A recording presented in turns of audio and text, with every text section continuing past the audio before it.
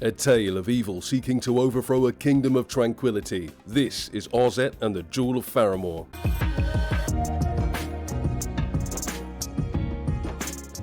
The kingdom of Faramore was a place of beauty and peace, being ruled by the Rocklin family for generations. This was until the demon Lord Dimer formed an army of evil to throw the kingdom into disarray. Arzette challenges Lord Dimer and imprisons the king inside of a book, being powered by the Jewel of Faramore. Once the jewel is used, it shatters into 5 pieces, which are to be guarded at all costs. When our story begins, the Jewel of Faramore has been reformed by one of Dimer's minions, freeing him from the book. Dimer seeks to get revenge on the kingdom, with the jewel being shattered again once more. Now Dimer gives 5 of his henchmen a piece of the jewel and tells them to guard it with their lives. In order to weaken Dimer, sacred beacons must be lit, and the Jewel of Faramore reforged. It's time again for Arzette to take down Dimer and restore the kingdom back to its peaceful state. The game has 2 difficulty settings, being normal and casual.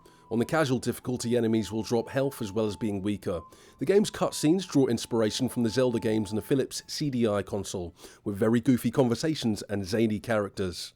Oh great, they finally sent someone to kill me. Arzette can attack, jump, crouch and use an ability to begin with, but you'll unlock further abilities and attacks as you progress. By killing enemies and looting sacks and levels, you'll obtain rubies, which are the game's currency. You can view your inventory and select different abilities as well as track your progress for side quests, which we'll touch on shortly. You have access to a world map which lets you travel to each level, and let me just say, there are 15 different levels that are fully fleshed out, including the main hub. The developers didn't cut any corners with the design process. There are map scrolls at the start and end of each level that allow you to return to the world map. You also have access to ropes which will take you back to the first scroll in the level, so you don't need to complete the whole level repeatedly just to leave.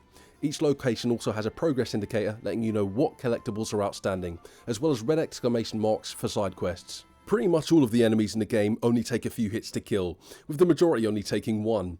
You'll have to deal with ranged attacks as well as up close and personal. Your only defense against ranged attacks is just to wait for the enemy animation to begin and then simply move out of the way. But you do gain access to a shield very early on, and that allows you to repel enemy projectiles. Enemies eventually get coloured shields, which you'll have to use certain abilities to break them. This then allows you to do further damage. When you die, you respawn at a checkpoint, which is pretty much meters away from where you died. This means that you practically lose no progress, and the respawn timer is very speedy. So don't worry about taking risks, just have some fun, and if you die, you'll be pretty much where you left off, but with full health. Although this is a small touch, I really like the way that death is handled in the game. There's a lot of platforming elements which are easily navigated, and only one level in the game requiring a little bit of finesse. Yes, there are some environmental hazards like rocks dropping on you, but they're only in a few locations and they're easily evaded. So don't worry about being pinpoint accurate with your platforming or falling off of a ledge, as there's no fall damage. Now there are keys, special items and bonus stages in each level. The bonus stages either have you closing doors whilst dodging enemies, as well as navigating through darkened levels which will reward you with rubies if completed. If you fail, don't worry, as you can leave the level and return to the bonus stage and it will be present again. Now the animated cutscenes in the game are absolute gold. The dialogue is hilarious, the animations are intentionally goofy, and Arzette seems to be the only rational character in the game. I mean, take a look at this scene. This NPC is giving us a pipe filled with fairy dust. As a reward, how about some fairy dust? No thanks. Earlier on we touched on side quests, and yes, these are completely separate to the story narrative. You'll meet NPCs and levels, and they all have their own issues that you need to help them with. Now side quests can be fully tracked within the menus, and once you've obtained the items that they require, the world map marks a point of interest, so you know exactly where to go. Side quests reward you with helpful abilities as well as items, so I encourage doing as many of them as you possibly can. Now the town of Faramore acts as your main hub. You have a vendor where you can spend your hard-earned rubies, several NPCs, as well as quest givers. Now I advise having a hard look around the town to spot anything peculiar, and I'll say no more on the matter. You do gain access to a ranged weapon relatively early on, which does require ammo to use, but enemies drop ammo and the shop sells it, so you won't be running low. This does make the game considerably easier, as you can just shoot enemies from a distance. But to be honest, the game isn't that difficult to begin with, and in its defense, it isn't trying to be. Now there's several boss fights, with none of them being stress inducers. They're in place more for the story as opposed to providing a real challenge. I don't remember any of them taking more than a minute to kill, but you're rewarded with a comical cutscene as well as a shard once they've been dispatched. The combat is very fluid, and the controls are snappy and they come out immediately. You can spam the attack button, climb quickly, and the jump comes out quick. It just feels responsive, which again is another positive. There is a limit to the number of rubies that you can carry, and that's set to 500. They're also easily obtained, so I advise buying all of the items that you can. There is a quest to expand the amount that you can carry, which is definitely worthwhile. Now, enemies will flash white once they've taken damage, which means they're invulnerable, so don't waste your ammo. They can still hit you though, so do with that what you will.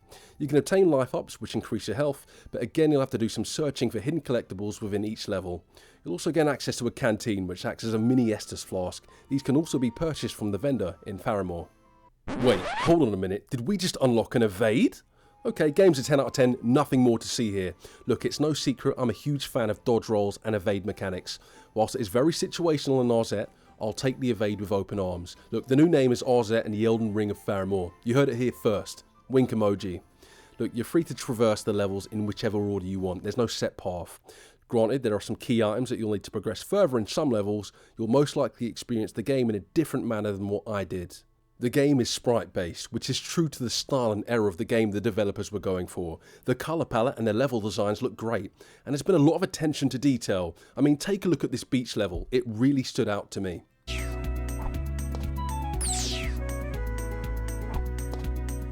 The music is excellent. I'll play a few different parts of the audio from levels to give you a bit more of an idea.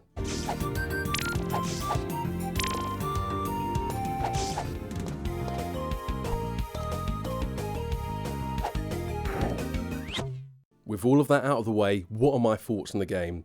Arzette and the Jewel of Faramore is up there with Anomaly Agent as one of the best games I've played this year.